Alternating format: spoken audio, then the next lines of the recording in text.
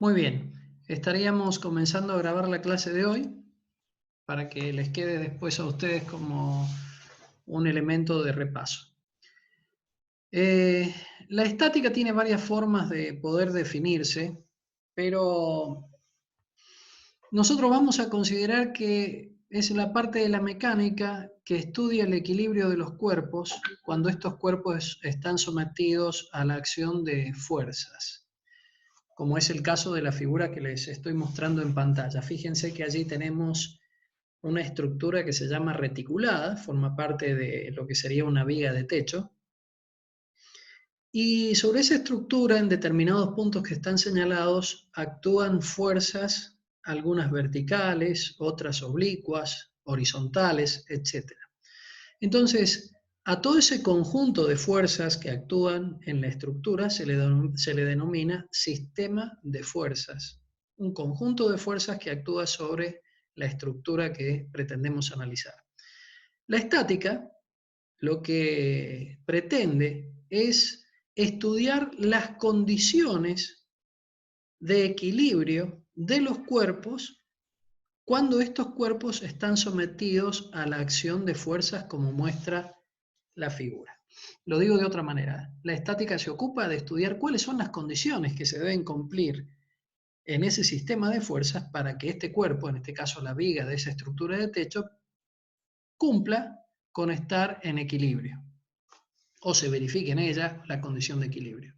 En esta primera hoja, que yo voy a dejar para que ustedes puedan leer una vez que cuenten con este documento, me he tomado el atrevimiento de hacer una copia de la definición inicial del libro del Bert Johnston, Mecánica Vectorial para Ingenieros, en la parte de estática, donde el autor, ¿no es cierto?, hace una clasificación de los cuerpos como cuerpos rígidos, deformables, y otro tipo de cuerpos que se requiere analizar su mecánica, que en este caso se denominan fluidos. Los fluidos son el aire, los gases en general y los líquidos.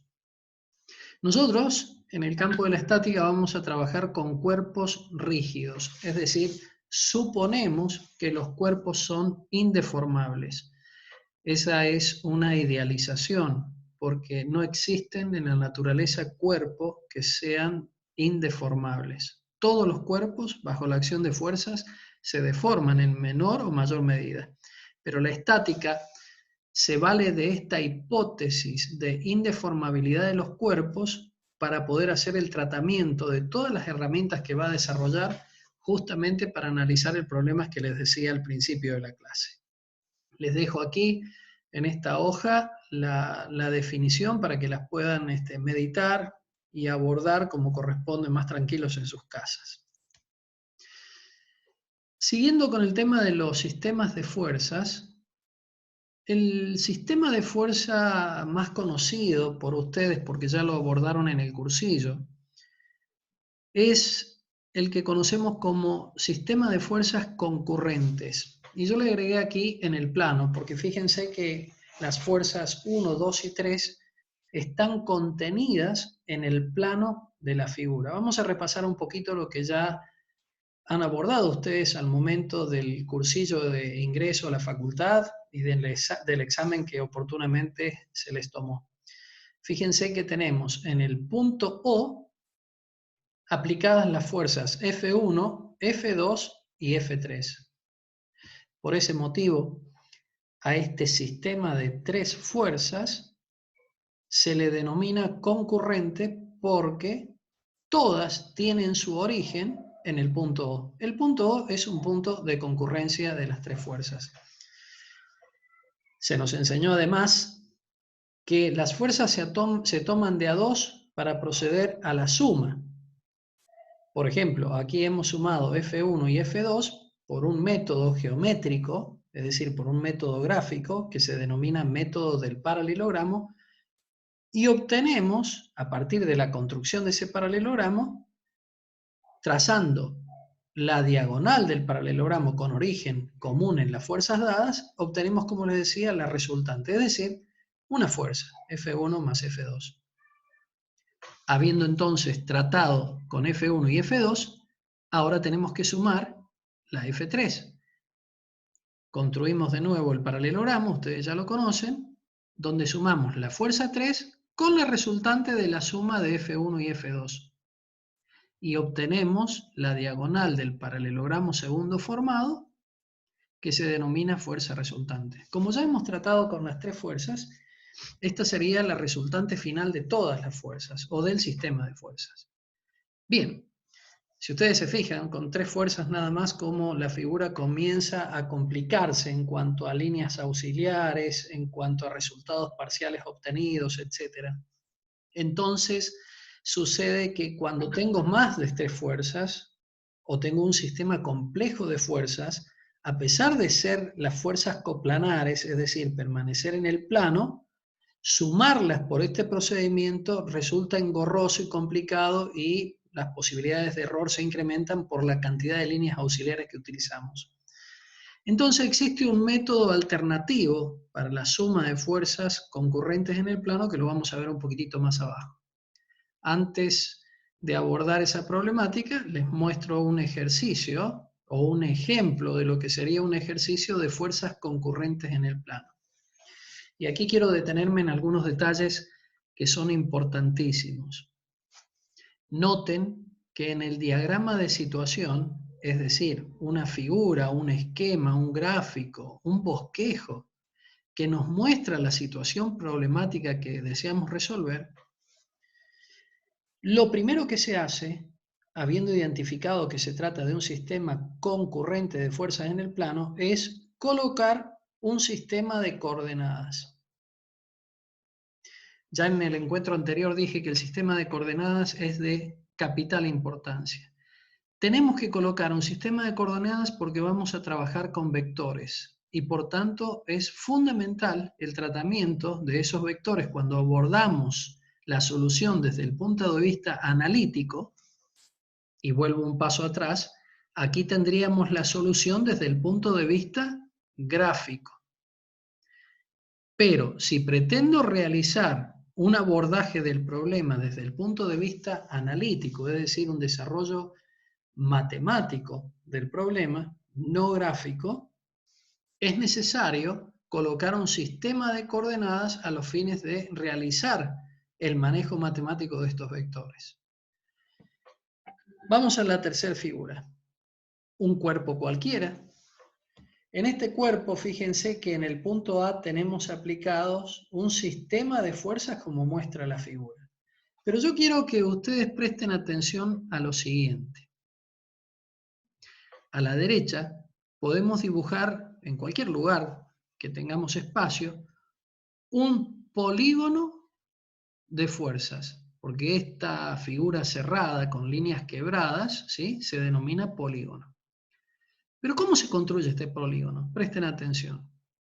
Les decía, en cualquier lugar que tenga espacio para realizar la figura, procedo de la siguiente manera. Dibujo el vector F1 respetando la dirección, es decir, esta dirección es paralela a esta dirección de las rectas que contienen al vector F1 en esta posición y en esta posición mostrada. Respeto la dirección del vector F1, respeto el sentido, que sería la flecha que indica que F1, digamos así, está apuntando en forma oblicua hacia arriba y a la izquierda. A continuación de F1, fíjense en el punto B, dibujo F2 respetando su módulo y la dirección y sentido. Aquí tenemos F2. Respetamos su dirección, su módulo y el sentido indicado por la flecha. Procedemos de la misma manera con F3.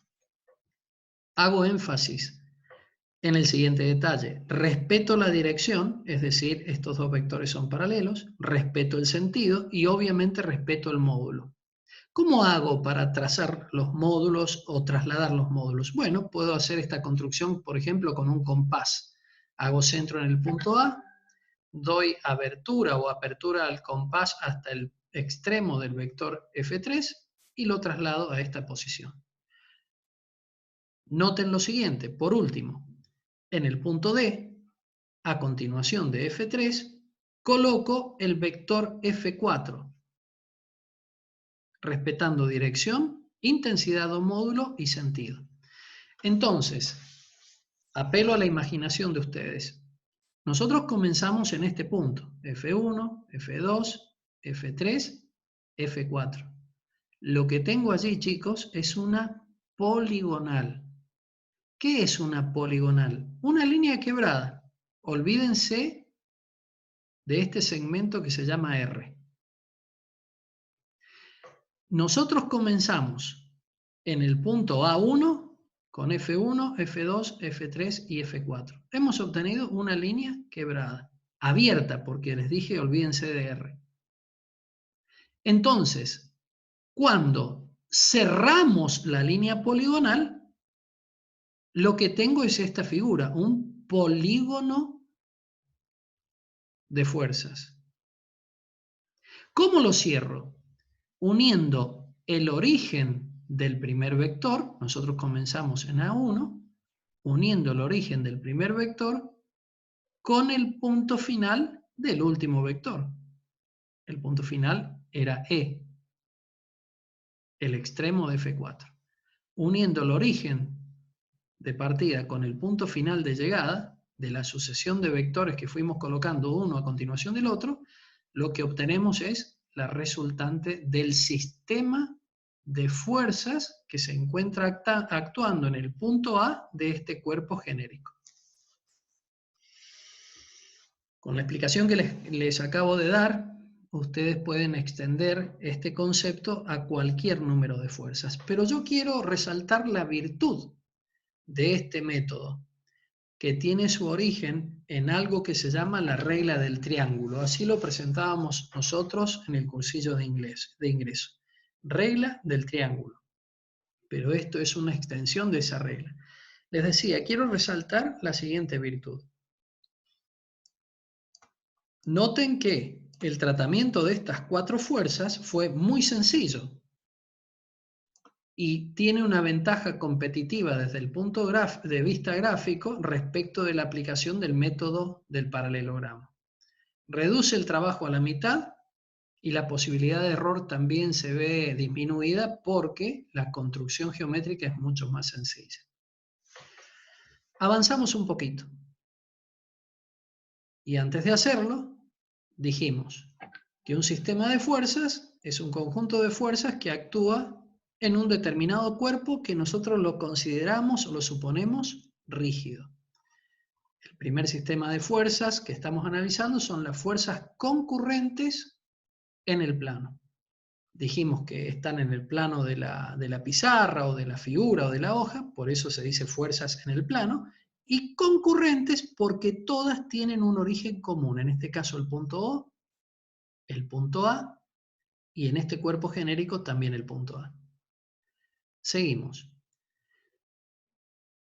Otro tipo de fuerzas de las cuales se ocupa la estática son las fuerzas paralelas en el plano. Fíjense, la figura sigue estando en el plano, no voy a volver a repetir lo que ya dijimos, pero las fuerzas que están actuando en este cuerpo, en este caso 3, son fuerzas paralelas. Tienen sentidos contrarios, por ejemplo, el vector que representa el peso y el vector que representa una fuerza en la parte trasera de este cuerpo, tienen ambos sentidos hacia abajo de la pantalla. En tanto, el vector que representa la fuerza de sustentación tiene sentido hacia arriba. Son fuerzas paralelas y con sentidos, algunas de ellas contrarios, ¿sí? Avanzamos a otra figura. Aquí tenemos otro cuerpo que tiene o está sometido a la acción de fuerzas paralelas, los vectores amarillo y naranja. Y quiero que presten atención en lo siguiente. Fíjense un detalle. Cuando las dos fuerzas tienen igual módulo, pero sentido contrario, decimos que están en equilibrio entre sí. Y fíjense la posición de la figura. Podríamos decir, como ha puesto aquí el autor, neutro. Es decir, la figura está en la posición mostrada. Pero ¿qué pasa si la fuerza amarilla la corremos un poquito hacia adelante o la fuerza de color naranja la corremos un poquito hacia atrás, como sería el caso de esta figura? la figura, lógicamente, tiende a girar en sentido antihorario, bajo la acción de la fuerza amarilla y la fuerza naranja. Me detengo un poquito para que lo puedan analizar. Quizás, si hacemos un movimiento diferente, es decir, la amarilla hacia atrás y la fuerza naranja hacia adelante, puedan notar que, bajo la acción de estas dos fuerzas, el cuerpo tiende a girar, pero en sentido horario.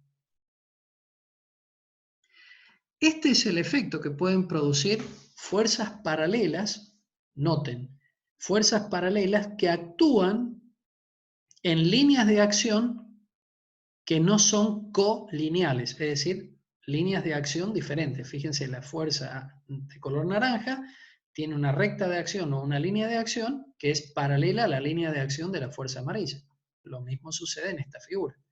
La línea de acción o recta sostén del vector amarillo es paralelo a la línea de acción o recta sostén del vector de color naranja. Pero en la figura central, la línea de acción o recta sostén del vector naranja y del vector amarillo es coincidente. Se dicen que los vectores son colineales. Tienen el mismo módulo y sentido contrario. Por lo tanto, empecemos a analizar desde el punto de vista de la estática el equilibrio de este cuerpo.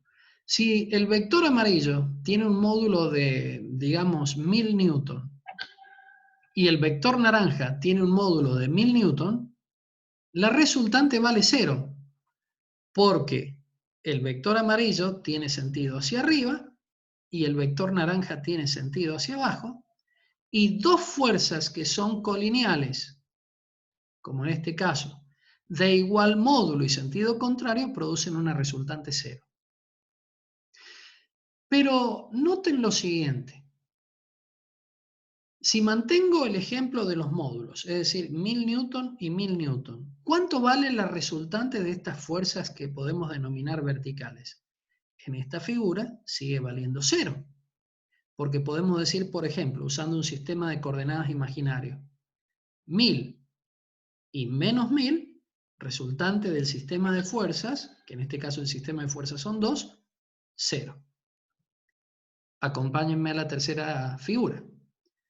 1000 positivo porque el vector apunta hacia arriba en un sistema de coordenadas derecho. El sistema derecho es el que ustedes conocen del análisis matemático, y X. Se le llamamos sistema derecho. Vuelvo al ejemplo. 1000 positivo porque apunta hacia arriba.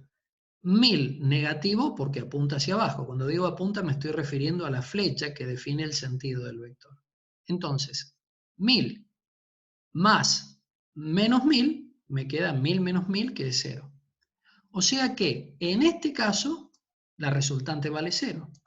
En este caso la resultante también vale 0 y se repite la conclusión en este primer caso. Pero yo les pregunto a ustedes, del análisis de esta figura, fíjense este detalle. La posición del vector amarillo y del naranja en la primera y última figura.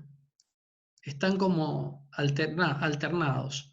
Y el efecto que producen sobre la figura es diferente. Por ejemplo, cuando jalo con el vector amarillo hacia arriba y con el vector naranja hacia abajo en los puntos indicados en esta figura, la figura quiere girar en sentido antihorario. Así también cuando jalo con el vector naranja y con el vector amarillo en los puntos indicados, la figura tiende a girar en sentido horario.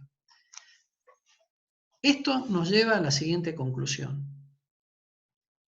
Para que un cuerpo permanezca en equilibrio, es necesario que se cumplan dos condiciones. Que las sumatorias de fuerzas sean nulas. Fíjense, caso 1, 2 y 3, la sumatoria de fuerzas es nula. Pero además se debe cumplir que la sumatoria de momentos de las fuerzas también sea nulo. En la clase anterior hicimos una pequeña introducción, creo, o le dejé en el material, a lo que es o lo que se entiende como momento de una fuerza.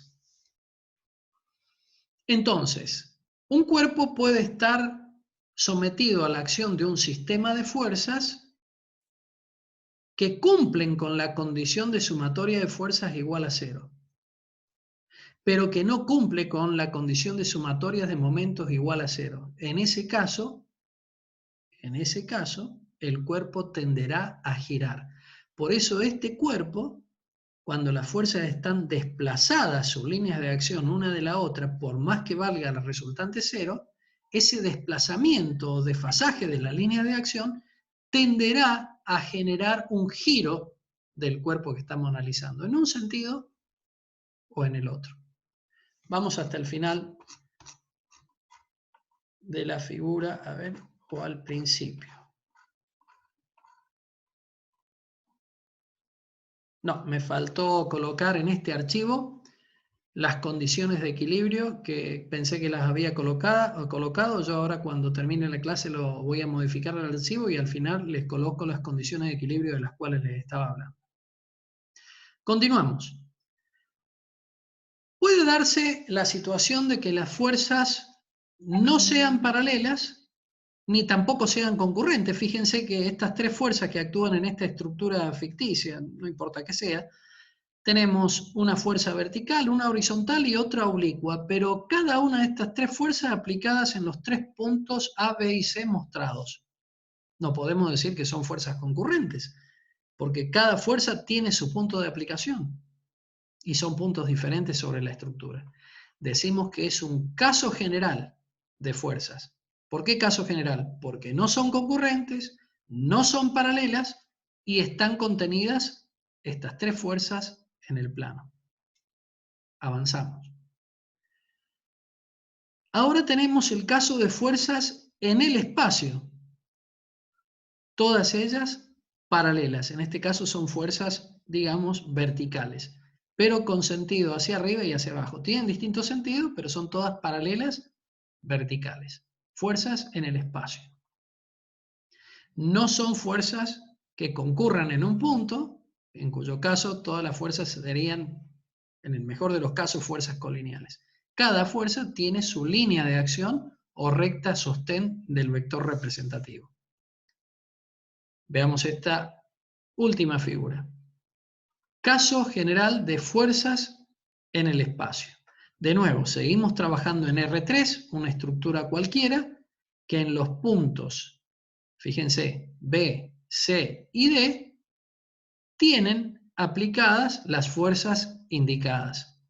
Pero noten, las fuerzas tienen ángulos determinados por las cotas que el proyectista aquí ha dibujado, respecto de ciertos ejes que se toman como referencia. Como estamos trabajando con vectores, recuerden, el punto de partida siempre es colocar un sistema de coordenadas, en este caso X, Y y Z, que nos permita el tratamiento justamente de este sistema vectorial que está modelando al problema. Muy bien. Aquí Zoom me indica que debo reiniciar la reunión, porque tenemos un límite de tiempo de 40 minutos. Estamos a 9 minutos de finalizar. Yo les voy a proponer que hagamos una pausa de 15 minutos. Yo voy a cerrar la reunión y dentro de 15 minutos nos volvemos a reunir para continuar con esta parte de estática, no con esta filmina, sino ya con el libro, donde les voy a indicar algunas de las cosas que han estado estudiando ustedes esta semana para que puedan ir cerrando la materia. Entonces, antes de conectarnos, hagamos un repaso rápido, por favor, de lo que hemos visto. Vamos juntos a la parte inicial y decimos, ¿qué es un sistema de fuerzas? Un sistema de fuerzas es un conjunto de dos o más fuerzas que actúan sobre una estructura considerada como rígida, es decir, una estructura que no se deforma. ¿Qué estudia la estática?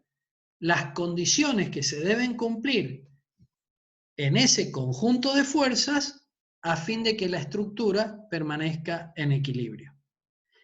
¿Qué sería el equilibrio? Que la sumatoria de las fuerzas aplicadas sobre la estructura sea igual a 0 vector. y que la sumatoria de los momentos que producen cada una de estas fuerzas respecto de un punto, que puede ser el punto A, también sea igual a 0.